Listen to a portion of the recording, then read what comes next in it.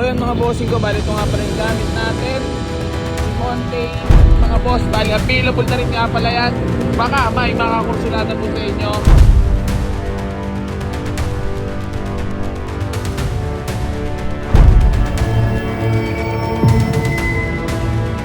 Hi everyone!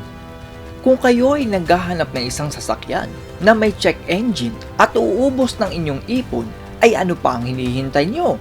Punta na kay Boy AC Buluac! Sa video na ito ay panoorin natin ang garantisabog na sasakyan kung saan ay may check engine ito pero tatakpan lang ang electrical tape. Panoorin natin ang video na ito. Simulan natin ang video dito sa Montero na ibinibenta ni Boy AC Buluac. Pero may nakatago pala itong sira at sa makina pa mismo. So yun mga boss, bali tatakbo nga pala tayo ng unit ngayong araw mga bossing ko. So gamit nga pala natin itong ating Mitsubishi Montero na 2009 model mga boss. Bali available na rin nga pala yan, baka may makakursulada po sa inyo. Automatic transmission na diesel engine. So babiyahin na tayo mga boss. Dito ay makikita nyo na may check engine sa dashboard at paniguradong hindi nyo ito makikita dahil lalagyan na lang ito ng electrical tape para magbukang hindi umiilaw ang check engine.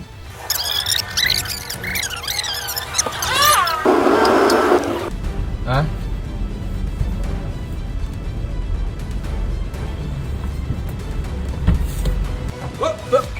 Here I come. Oh. Here I come. Oh.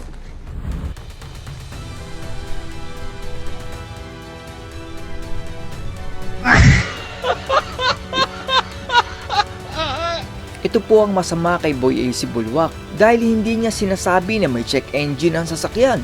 Tapos sasabihin lang ni Boy AC Buluac na ang issue lang ay faded na pintura. Kita mo naman at gamit natin ngayon itong ating Montero mga boss na 2009 model GLS SE.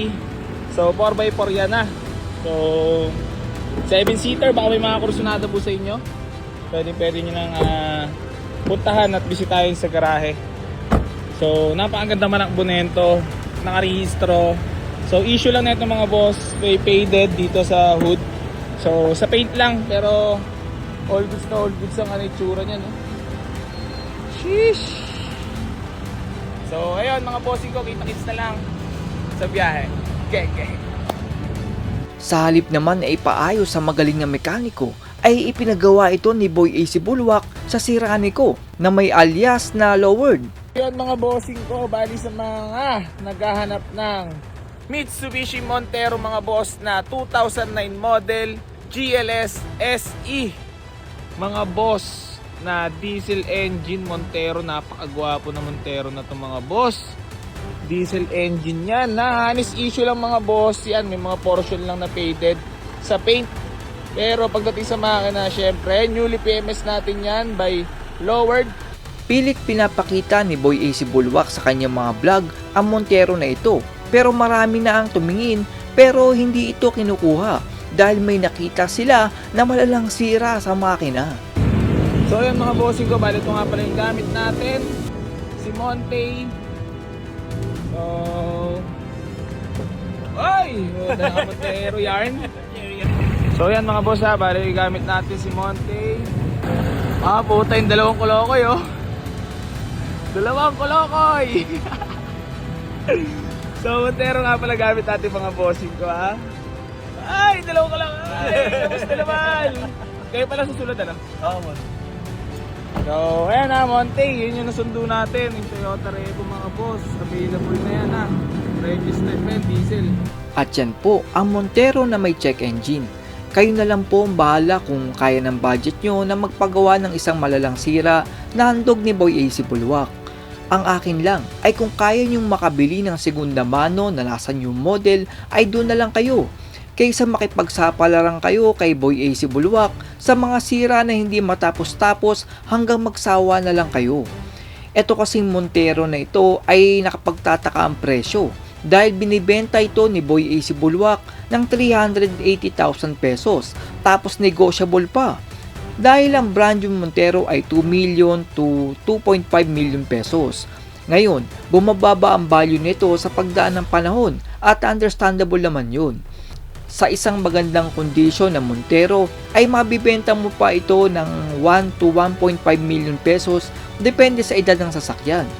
Pero kung ibinibenta ito ng 380,000 pesos ni Boy AC Bulwak ay parang nakapagtataka naman yata yan.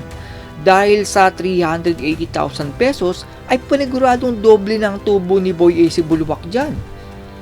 Kaya paniguradong nabili lang ito ni Boy AC Bulwak ng 200 to 250,000 pesos sa original owner dahil sa malalang sira. Ngayon, ipagpalagay natin na mabibili mo yan kay Boy AC Bulwak ng 300,000 pesos. Ang magagastos mo dyan sa pagpapagawa ay paniguradong kalahating milyon o higit pa. Kung bibilin mo ang pyesa nito ay may kamahalan dahil phase out na ang model ng sasakyan. At kung bibili ka naman sa mga pyesa na galing sa segunda manong kinahoy, ay tatagal lang yon ng ilang buwan at masisira din. Sa tingin ko dito ay ibinenta ito ng original owner kay Boy AC Bulwak sa sobrang babang presyo dahil sa malalang sira. At kung bibilin pa ng original owner ang mga pyesa, ay halos makabili na siya ng isang brand new na sedan. Kaya sa halip na ipagawa, ay ibinenta na lang niya ito kay Boy AC Bulwak ng palugi kesa ipagawa na hindi naman maayos-ayos. Ang masama nito ay si Boy AC Bulwak ay hindi naman marunong magmekaniko. Dahil kung si Boy AC Bulwak na lang ang mag-aayos ay makakatipid siya ng malaki. Pero dahil sa pagiging bagito ni Boy AC Bulwak at ni Yabi ay hindi natin nakitang humawak siya, ay iniaasa niya ito sa kanyang siraniko. Ito naman po yung isang mapanlinlang na diskarte ni Boy AC Bulwak dahil ang unang binili ng mga buyer na ito ay yung Fiesta, pero may malalang sira ito kaya sinubukan nilang i-refund ang pera. Pero hindi pumayag si Boy AC Bulwak kaya ang alok ni Boy AC Bulwak ay palit kotse sa mababang model. Ang nakakaawa lang dito ay hindi alam ng customer na mura lang ang sasakyan na ito at paniguradong nabili lang ito ni Boy AC Bulwak sa mababang halaga. Boss, baby Altis na yan oh. 100k lang. Saan ka makakita niyan? No problem, bossing ko. Alam mo naman tayo, boss. O, kita nyo naman kung gaano tayo kabait, boss. Diba? Boss, natuwa ka naman at napagbigyan kita. O, sa iba yun, hindi na papayag yun. Dandil na yun eh, diba? Pero syempre, dahil mabait tayo, gawa ng first car mo, boss, hindi na rin kita para ipahamak sa unit na yan. Pero sino nagsabi sa'yo Toyota? Sino talaga Toyota? Yung asawa ko nga, dahil doon lang yung para lang. Kasi boss, ito bibigyan lang kita payo about Toyota. Matibay yan, boss. Walang sakit na overheat yan. Kasi, tsaka ito boss, baby Altis 2000 model. So 100k ko lang ibibigay sa'yo. Kasi kahit wala na akong kitain. Pang 130 talaga to, boss. De, tunay boss, kita nyo naman yung quality ng sasakyan, di ba? O baka may gusto ka lang muna batiin or shoutout. At yan po ang kaganapan kay Boy AC Bulwak na naghihintay ng buyer na mahuhulog sa kanyang bitag. Mag-iingat po kayo sa pagbili ng segunda manong sasakyan dahil sa bansa natin ay walang magbibenta ng mababang presyo kung gumagana pa ito ng maayos. Dahil sa hirap ng buhay sa Pilipinas ay bakit ko ibibenta ang sasakyan sa mababang presyo kung wala naman itong sira na itinatago. That's all everyone. Salamat sa inyong panonood. This is Chuck and you're watching Biker Jones.